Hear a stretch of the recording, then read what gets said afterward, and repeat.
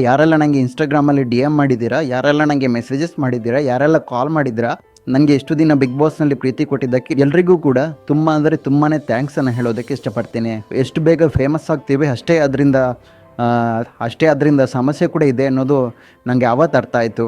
ನನ್ನ ತಂದೆಯವರು ಆರಾಮಾಗಿದ್ದಾರೆ, ಏನು ತೊಂದರೆ ಇಲ್ಲ. ನನ್ನ ತಂದೆ ಆಗಿರ್ಬೋದು, ಮಗಳಾಗಿರ್ಬೋದು, ಎಲ್ಲರೂ ಕೂಡ ಆರಾಮಾಗಿದ್ದಾರೆ. ಅಷ್ಟೇ ಅಲ್ಲ, ಕೆಲವು ಮೀಡಿಯಾದಲ್ಲಿ ನಾನು ಸಾಲ ಮಾಡ್ಕೊಂಡಿದ್ದೇನೆ, ಅದಕ್ಕೆ ಈ ರೀತಿ ಹೊರಗಡೆ ಬಂದಿದ್ದೇನೆ. ಇನ್ನು ಕೆಲ ಮೀಡಿಯಾಗಳಲ್ಲಿ ನನ್ನ ಹೆಂಡತಿಗೆ ಹುಷಾರಿಲ್ಲ ಅಂತ ಹೇಳ್ತಿದ್ರು. ಅದೇ ಬಿಗ್ ಬಾಸ್ನಿಂದ ನಾನು ಸಡನ್ ಆಗಿ ಎಕ್ಸಿಟ್ ಆದೆಲ್ಲ, ಅದೇ ದೊಡ್ಡ ಪ್ರಾಬ್ಲಮ್ ಆಗಿದ್ದು. ಆದರೆ ಎಂಥ ಸಿಚುವೇಶನಲ್ಲಿ ನಾನು ಬಿಗ್ ಬಾಸ್ನಿಂದ ಅವತ್ತು ಎಕ್ಸಿಟ್ ಆದೆ ಅನ್ನೋದು ನನಗೆ ಮಾತ್ರ ಗೊತ್ತಿದೆ. ಅಷ್ಟು ದೊಡ್ಡ ಶೋ, ಕಿಚ್ಚ ಸುದೀಪ್ ಅವರು ಕೂಡ ಇದ್ರು. ಆ ಒಂದು ಸಮಯದಲ್ಲಿ ಎಮರ್ಜೆನ್ಸಿ ಅಂತ ಹೇಳಿ ನಿಜವಾಗ್ಲೂ ಅವತ್ತು ತುಂಬಾ ಬೇಸರ ಆಗಿತ್ತು. ಅಂದರೆ 1 ಗಂಟೆಯಲ್ಲಿ ಸಾವಿರಾರು ಕಾಲ್ಸ್ ಬಂದಿತ್ತು. ಆದರೆ ನಾನು ಎಮರ್ಜೆನ್ಸಿ ಅಂದರೆ ಅದು ನನ್ನ ಸಿಚುವೇಶನ್ ಯಾರಿಗೂ ಕೂಡ ಹೇಳೋಕ್ಕೆ ಆಗ್ತಿಲ್ಲ. ಅಂಥ ಒಂದು ಸಿಚುವೇಶನಿಂದ ನಾನು ಎಕ್ಸಿಟ್ ಆದೆ. ನಾನು ಯಾವುದೇ ರೀತಿಯ ಸಾಲ ಮಾಡ್ಕೊಂಡಿಲ್ಲ. ನನ್ನ ಕುಟುಂಬಸ್ಥರು ಕೂಡ ಆರಾಮಾಗಿದ್ದಾರೆ. ಯಾರು ಕೂಡ ಇದ್ರ ಬಗ್ಗೆ ಚಿಂತೆ ಪಡೋ ಅಗತ್ಯ ಇಲ್ಲ. ನಾನು ಬಿಗ್ ಬಾಸ್ಗೆ ಹೋಗಿದ್ದಾಗ ನನ್ನ ಇಂಟೀರಿಯರ್ ಬಿಸ್ನೆಸ್ಸನ್ನು ನನ್ನ ಹೆಂಡತಿಯವರು ನೋಡ್ಕೊಂಡಿದ್ರು.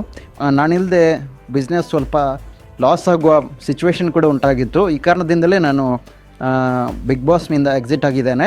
ಅಂದರೆ ಮನೆಯವರು ಈ ರೀತಿ ಸಮಸ್ಯೆ ಆಗಿದೆ ಅಂತ ಬಿಗ್ ಬಾಸ್ಗೆ ತಿಳಿಸಿದ ಮೇಲೆ ನಾನು ಬಿಗ್ ಬಾಸ್ನಿಂದ ಎಕ್ಸಿಟ್ ಆಗಿದ್ದೇನೆ. ನನಗೆ ಇದರ ಬಗ್ಗೆ ಯಾವುದೇ ಐಡಿಯಾ ಇರಲಿಲ್ಲ.